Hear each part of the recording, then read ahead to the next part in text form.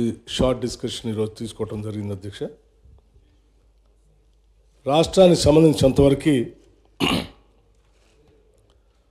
అన్ని రంగాలు ఏ రంగం అభివృద్ధి చెందాలన్నా అవసరమైనటువంటి విద్యుత్ పైన, విద్యుత్ ఉత్పత్తి పైన, ఆ విద్యుత్తులో ఉన్నటువంటి ఇబ్బందులపైన, వాటన్నిటిపైన కూడా ఈ సభకి అలాగే ఈ రాష్ట్ర ప్రజలకు కూడా వాస్తవ పరిస్థితులు తెలియాలనేటువంటి ఆలోచనతోనే ఈ శ్వేతపత్రాన్ని ఈరోజు ప్రవేశపెడతా ఉన్నాం అధ్యక్ష. రాష్ట్ర ఆర్థిక పురోగతిలో, రాష్ట్ర అభివృద్ధిలో విద్యుత్ రంగం కీలక పాత్ర పోషిస్తుంది అధ్యక్ష. పరిశ్రమల అభివృద్ధికి, వ్యవసాయ రంగ పురోగతికి, సేవారంగం అభివృద్ధికి నమ్మకమైనటువంటి విద్యుత్ సరఫరాయే వెన్నెముక అధ్యక్ష. వైద్య రంగంలోని అత్యవసర సేవలకైనా, రవాణా మరియు సమాచార రంగాల మనుగడకైనా నాణ్యమైన విద్యుత్ సరఫరా చాలా ముఖ్యం అధ్యక్ష. రాష్ట్రంలోని ప్రజల నాణ్యమైన జీవన శైలిని సూచించేది కూడా విద్యుత్ అధ్యక్ష. మొత్తంగా చూస్తే ఆర్థిక పరంగా, నిర్వహణ పరంగా విద్యుత్ రంగం పరిపుష్టంగా ఉండటం రాష్ట్ర మనుగడకి చాలా అవసరం అధ్యక్ష. తెలంగాణ రాష్ట్రం ఏర్పడే నాటికి టీఎస్ జెన్కోలో స్థాపిత విద్యుత్ ఉత్పత్తి సామర్థ్యం 4365.26 మెగావాట్లు అధ్యక్ష.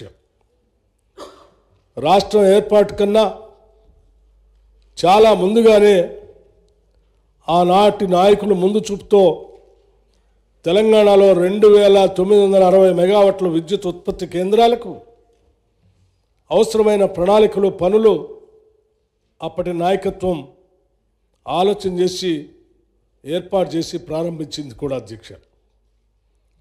రాష్ట్రం ఏర్పడిన తర్వాత ఉత్పత్తి ప్రారంభించిన ఈ కొత్త విద్యుత్ ఉత్పత్తి కేంద్రాలే తర్వాత కాలంలో తెలంగాణలో నాణ్యమైన విద్యుత్తును అందించడంలో కీలక పాత్ర పోషించాయి.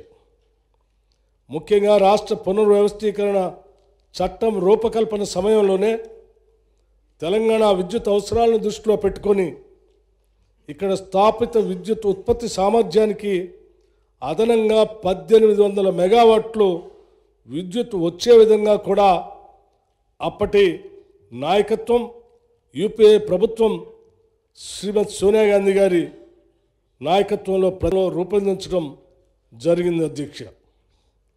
రాష్ట్రం ఏర్పడిన తర్వాత గత ప్రభుత్వం మొదలుపెట్టి పూర్తి చేసింది కేవలం 1080 మెగావాట్ల భద్రాద్రి థర్మల్ ప్రాజెక్టు మాత్రమే. ఈ ప్రాజెక్టు కూడా పూర్తి కావటానికి సుదీర్ఘకాలం పట్టింది అధ్యక్ష. ప్రమాణాలకు విరుద్ధంగా సబ్ క్రిటికల్ టెక్నాలజీ ఉపయోగించడం వల్ల పెట్టుబడి వ్యయం కూడా గణనీయంగా పెరిగింది.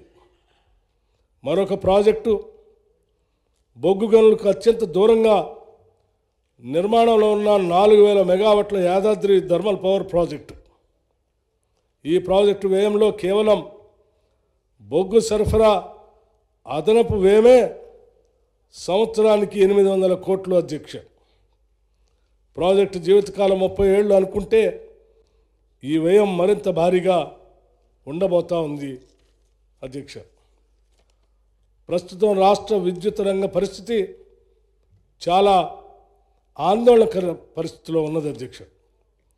డిస్కమ్లు ఇప్పటిదాకా మూటగట్టుకున్న నష్టాల మొత్తం విలువ 62,461 కోట్లు అధ్యక్ష.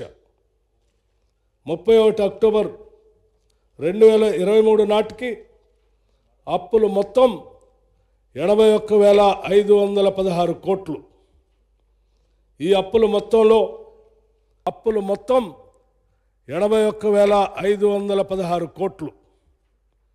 ఈ అప్పుల మొత్తంలో 30,406 కోట్లు కరెంటు సరఫరా చేసిన జనరేటర్లకి బకాయిలు చెల్లించడం కోసం తీసుకున్న రోజువారీ నిర్వహణ మూలధనం అధ్యక్ష.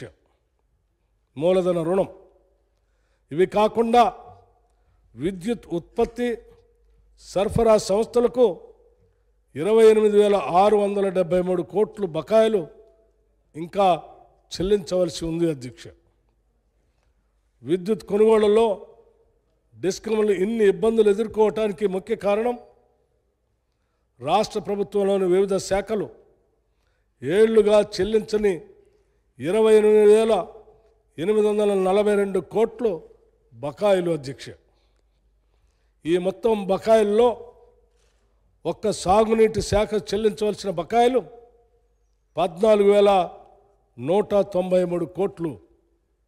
ఇవి కాకుండా విద్యుత్ కొనుగోళ్లు వాస్తవ సర్దుబాటు ఖర్చుల కింద ట్రూ అప్ కింద గత ప్రభుత్వం డిస్కామ్కి చెల్లిస్తానని మాట తప్పిన 14,928 కోట్ల భారం డిస్కామ్ల ఆర్థిక స్థితిని మరింత కుంగదీసే అధ్యక్ష.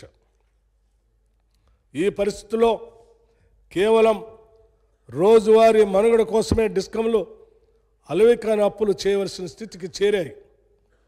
విద్యుత్ కొనుగోళ్లకు అవసరమైన నిధులను ఈ అప్పుల మార్గంలో సమకూర్చుకోవటం చాలా కష్టంగా కూడా ఉంది అధ్యక్ష. గత ప్రభుత్వం సకాలంలో చెల్లింపులు జరపకపోవటం వల్ల, సంస్థలకు ఇచ్చిన వాగ్దానాల్ని నిలబెట్టుకోకపోవటం వల్ల ఇవాళ డిస్కమ్లు అప్పుల ఊబిలో కూరుకునిపోయి ఉన్నాయి అధ్యక్ష. విద్యుత్ సంస్థలకు సకాలంలో విడుదల చేయవలసిన నిధుల విషయంలో గత ప్రభుత్వం ఆర్థిక క్రమశిక్షణ పాటించకపోవటం వల్ల ఆర్థికంగా కుదేలైన విద్యుత్ రంగాన్ని గత ప్రభుత్వం నుండి వారసత్వంగా పొందినప్పటికీ రాష్ట్రంలోని విద్యుత్ వినియోగదారులందరికీ నాణ్యమైన నమ్మకమైన విద్యుత్తుని బాధ్యతాయుతమైన పారదర్శక మార్గంలో అందించడానికి, వ్యవసాయ రంగానికి ఉచిత విద్యుత్ అందించడానికి ఈ ప్రభుత్వం కట్టుబడి ఉన్నది అధ్యక్ష. రాష్ట్ర విద్యుత్ రంగం ప్రస్తుతం ఎదుర్కొన్న ఆర్థికపరమైన సవాళ్లను దృష్టిలో పెట్టుకొని గత ప్రభుత్వం మా ప్రభుత్వానికి అనేక సమస్యలతో వదిలివేసిన విద్యుత్ సంస్థల ప్రస్తుత స్థితిని రాష్ట్ర ప్రజలకు వివరించవలసిన బాధ్యత మా పైన ఉన్నది. అందుకే రాష్ట్రం ఏర్పడిన నాటి పరిస్థితులను, తదనంతరం దాదాపు 10 ఏళ్ల పాటు గత ప్రభుత్వం విద్యుత్ సంస్థలను నిర్వహించిన తీరును, ఆర్థికంగా నష్టాల్లోకి నెట్టిన తీరును ఈ శ్వేతపత్రం ద్వారా వివరించే ప్రయత్నం చేశాం అధ్యక్ష. తద్వారా ఒక అర్థవంతమైన చర్చ జరిగి విద్యుత్ రంగం విషయంలో తీసుకోవాల్సిన చర్యల గురించి కొన్ని విలువైన సలహాలు, సూచనలు ఈ సభలోని సభ్యులందరూ, చివరికి ప్రతిపక్షానికి సంబంధించిన సీనియర్ శాసనసభ్యులతో సహా ఈ సభలో ఉన్నటువంటి మిగతా శాసనసభ్యులందరూ కూడా ఈ అంశాలపైన లోతుగా అధ్యయనం చేసి, లోతుగా అర్థం చేసుకొని రేపు భవిష్యత్తులో ఈ రాష్ట్రంలో విద్యుత్ రంగానికి సంబంధించిన సమస్యలు అధిగమించడానికి, ఈ రాష్ట్ర ప్రజలకి నాణ్యమైనటువంటి విద్యుత్తును అందించడానికి తగినటువంటి సలహాలు, సూచనలు ఇవ్వవలసిందిగా కూడా వారందరికీ వివరించడం కోసమే ఈ శ్వేతపత్రం అట్లా ఈ రంగానికి సంబంధించిన సమగ్రమైన సమాచారాన్ని సభకు అందిస్తూ ఉన్నాం అధ్యక్ష. ఉదాహరణకి అధ్యక్ష,